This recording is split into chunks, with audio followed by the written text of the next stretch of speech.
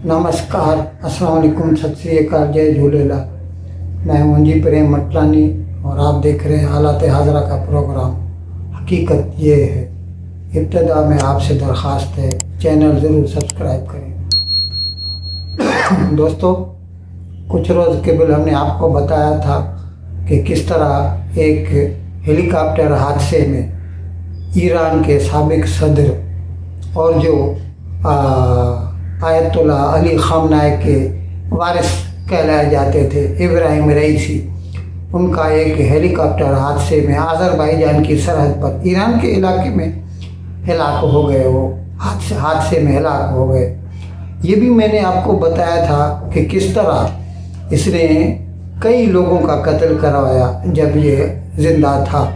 इसीलिए इसे एक छोटा सा नाम ये भी दिया गया था, तेहरान का कसाई, बुचर ऑफ तेहरान। तो ज़ाहिर है जब उसकी हिलाकत हुई, उसका इंतकाल हुआ, तो जो कट्टर मजहबी थे वो दुखी हुए, और जो जिनके घरों के लोग इसकी वजह से मौत के घाट पर पहुँचे, जिन्हें इनकी वजह से तकलीफ़ों का सामना करना पड़ा, उन्हें खुशी हुई।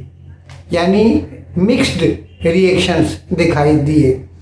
अब इस सिलसिले में मैं आपको बता दूं कि किस तरह ये जो हमारे तरक्की याफ्ता, तरक्की पजीर ममालिक हैं, डेवलपिंग कंट्रीज़ हैं, वहाँ से लोग वेस्टर्न वर्ल्ड को जाते हैं। पहले तो वो बोलते हैं हमें पनाह चाहिए, रिफ्यूज चाहिए, लेकिन एक मरतबा, खुद मुसलमानों की बात कर रहा हूँ ख़ास तौर पर, एक मरतबा वो वहाँ के शहरी बन जाते हैं तो फिर ये राग अलापना शुरू करते हैं कि यहाँ पर हम इस्लामी निज़ाम लाना चाहते हैं, शरा को लागू करना चाहते हैं।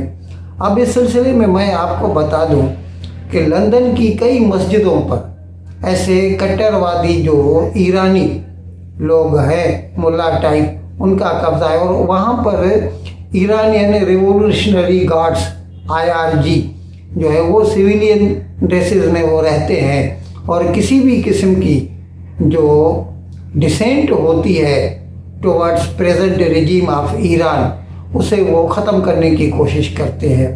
तो मैंने थोड़ी देर के पहले बताया आपको कि जब इब्राहिम रईसी का इंतकाल हुआ तो कुछ लोगों को दुख हुआ, कुछ लोगों को खुशी हुई।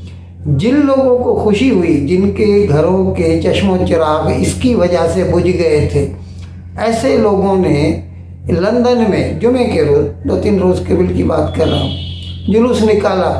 और जब वो एक ऐसी मस्जिद के करीब से गुज़रे जिस पर ईरानियन रिवोल्यूशनरी गार्ड्स का कब्ज़ा था, या उसके मतलब हवारी प्रॉक्सीज कह सकते, और ये खुशी में नारे लगाते जा रहे थे, तो वो लोग बाहर निकले और उन्होंने मुजाहिरीन के ऊपर हमला कर दिया। ऐसी कई तस्वीरें आप सोशल मीडिया पर देख सकते हैं कि एक ईरानी खातून ज़मीन पर सोई हुई है और एक आदमी उसको लाते मार रहा है। ये ईरानियन रिवोल्यूशनरी गार्ड है जो उस मस्जिद से निकला था। यानी ईरान में तो ये लोग डिसेंट बर्दाश्त नहीं करते, मुखालफत बर्दाश्त, जमहूरियत तो है नहीं, सवाल ही नहीं पैदा होता। वहाँ पर उनका ही राज चलता है, जो कट्टरवादी हैं। इस सिलसिले में आपको बता दूं, तकरीबन 2 साल के फिर वो मासा अमीनी वाला जो केस हुआ था, और जिसको मॉरल पुलिस पकड़ के ले गई कि तुमने स्कार्फ हिजाब अच्छी तरह नहीं पहना, और फिर उसे इतना मारा पुलिस थाने में कि उसकी मौत हो गई। और उसके बाद फिर मुजाहिर चल निकले थे, तक 5-6 माह तक होते रहे ऐसे मुजाहरे, लेकिन वो थक गए, सरकार नहीं थकी और सरकार ने उनकी बात नहीं मानी। तो ये जब ईरान में कोई उनकी मुखालफत करता है तो उनको भी मौत के घाट उतारते हैं, और अगर कोई ईरान के बाहर तरक्की याफ्ता ममालिक में भी उनकी मुखालफत करता है तो वहाँ पर भी ये उनको नहीं छोड़ते, वहाँ पर भी उनको मारने से गुरेज नहीं करते।